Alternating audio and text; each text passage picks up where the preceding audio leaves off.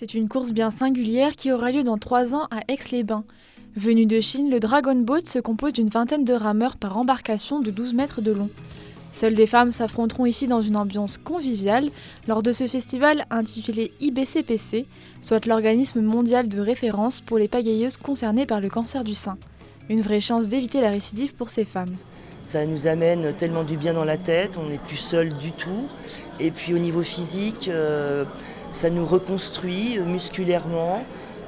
Aussi, on a la lymphe qui circule énormément, donc on n'a plus de ce cancer, le risque du gros bras.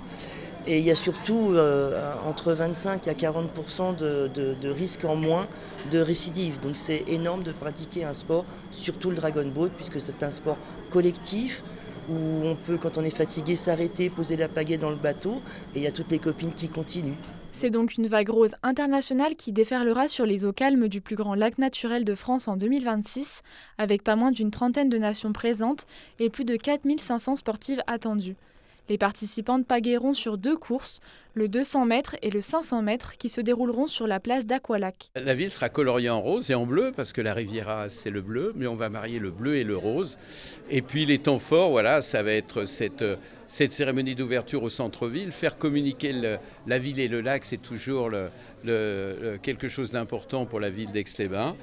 Et donc défiler en ville des délégations et cérémonie d'ouverture au Théâtre de Verdure qui se prête à ça. On va pouvoir accueillir plusieurs milliers de personnes là-bas. Et avant de se retrouver à la plage tous les jours pour voir les ladies pagayer.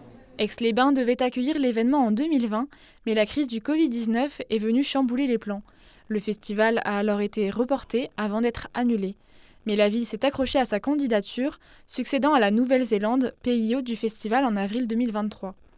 À 3 ans des festivités, de nombreux défis attendent les organisateurs. On a 3 ans pour organiser l'événement, voilà, le compte à rebours est parti. Et il y a plusieurs défis.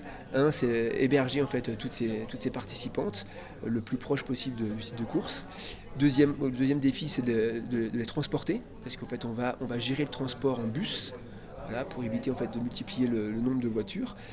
Et puis après, le troisième défi, bien sûr, c'est d'organiser le village, le parcours, et mettre ce bassin qui sera temporaire, un bassin qui sera monté une semaine, 10-15 jours avant l'événement, et qui sera démonté une semaine après. Dernière caractéristique de cet événement hors norme, 30 équipes s'affronteront, mais aucun classement ne sera établi.